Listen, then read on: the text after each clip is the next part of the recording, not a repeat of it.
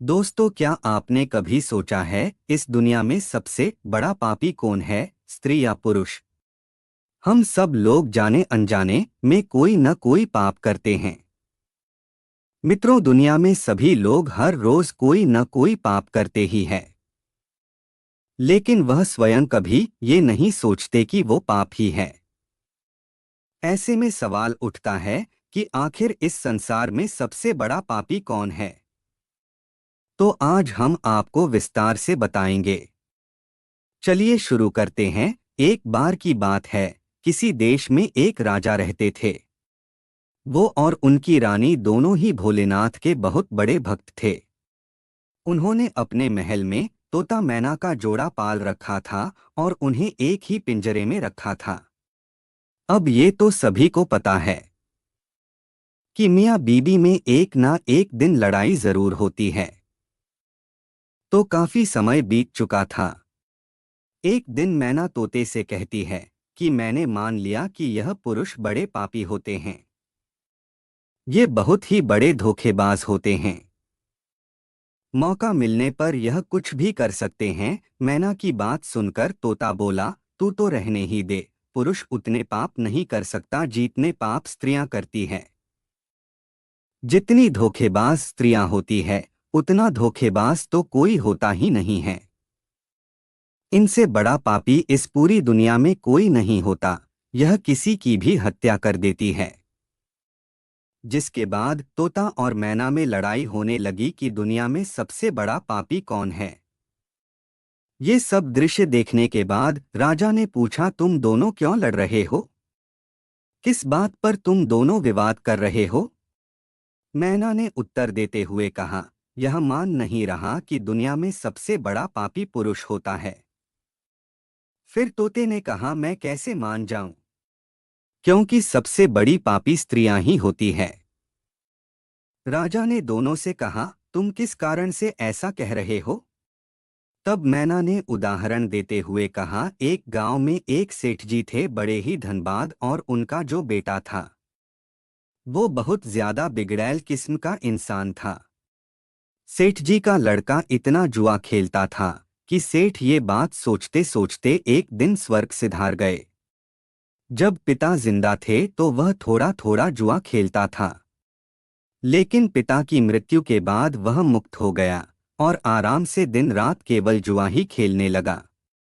जिसका परिणाम ये हुआ, जुआ में सब कुछ हार गया। फिर वह लौटकर अपने गांव नहीं आया और किसी दूसरे गांव चला गया, जहां वो एक सेठ के घर जा पहुंचा और उसने कहा कि थोड़ा सा जल मिलेगा। जब सेठ ने उससे पूछा कि तुम कहां से आए हो, क्या करते हो? जिसके उत्तर में लड़के ने कहा, मैं व्यापारी हूं और जहाज से जा रहा था। व्यापार करने में मेरा सामान समुद्र में डूब गया, तो आप मेरी कुछ मदद कर देते तो अच्छा होता। सेठ ने लड़के की बात सुनी और फिर उसकी बातों के जाल में फंस गए और कहने लगे कि बेटा, तुम दिखने में ठीक ठाक हो और कमा भी लेते हो, तो क्या मेरी बेटी से शादी करोगे? ये बात सुनकर लड़का खुश हो जाता है और शादी के लिए हामी भर देता है, जिसके बाद दोनों का विवाह हो जाता है और सेठ अपनी बेटी को खूब सारा धन देकर विदा कर देता है।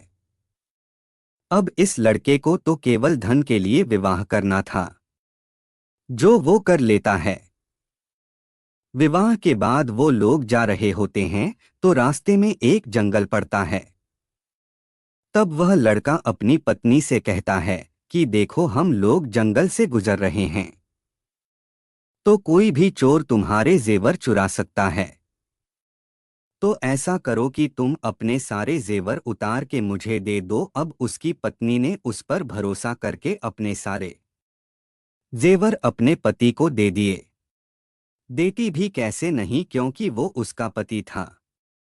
जिसके बाद उस लड़के ने अपनी पत्नी के जेवर एक कपड़े में रखकर अपनी कमर में बांध लिए। फिर वह सभी एक जगह आराम करने के लिए रुके। तब उस लालची लड़के के साथ आई दासी को उसने मार डाला और अपनी पत्नी को कुएं में गिरा दिया कि वह उसमें डूबने से मर जाएगी। वो वहां से चला गया, किंतु उसकी पत्नी मरी नहीं और कुएं से बाहर निकलने के लिए आवाज लगाती रही। कुएं के पास से एक आदमी गुजर रहा था। तब उसने किसी महिला की आवाज सुनी तो उस व्यक्ति ने उस महिला को कुएं से जैसे तैसे करके बाहर निकाला। कुएं से बाहर निकालने के बाद महिला ने अपनी सारी जानकारी उस व्यक्ति को दी, जिस पर उस व्यक्ति ने महिला को उसके पिता के घर पहुंचा दिया।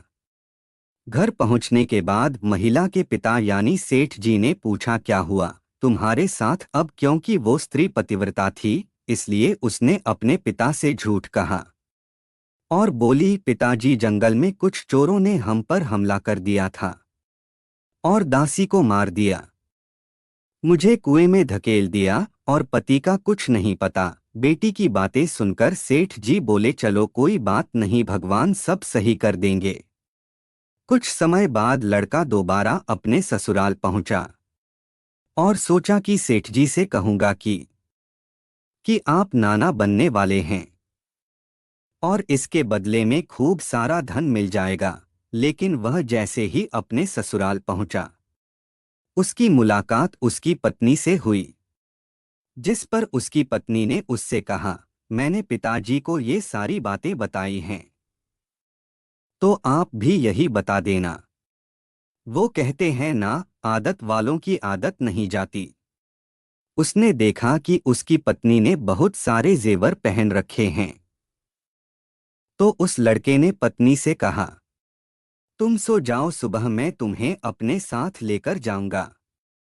रात हुई और उसने अपनी पत्नी का चाकू से कत्ल कर दिया तथा सारे जेवर लेकर चला गया। राजा को ये सब कहानी बताने के बाद मैना ने कहा कि इसलिए मैं बोलती थी कि पुरुष दुनिया का सबसे बड़ा पापी इंसान होता है। उसने अपनी पत्नी को मारा और सारा सामान लेकर चला गया।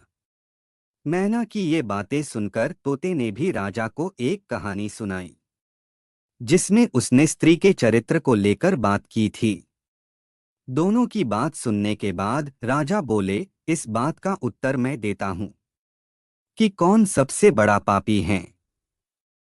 राजा आगे बताते हैं कि जिस इंसान की सोच उसके स्तर से नीचे गिर जाती है, वह इंसान पापी होता है, फिर वो भला पुरुष हो या स्त्री, क्योंकि इंसान पाप करने से पहले यह नहीं सोचता कि वह स्त्री है या पुरुष, उसे पाप करना चाहिए या नहीं।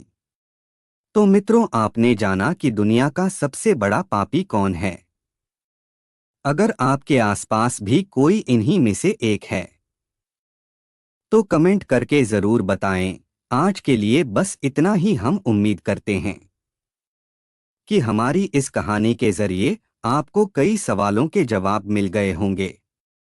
अगर यह कहानी पसंद आई हो तो उसे अपने दोस्तों के साथ जरूर शेयर कीजिएगा और चैनल को लाइक सब्सक्राइब करना ना भूले।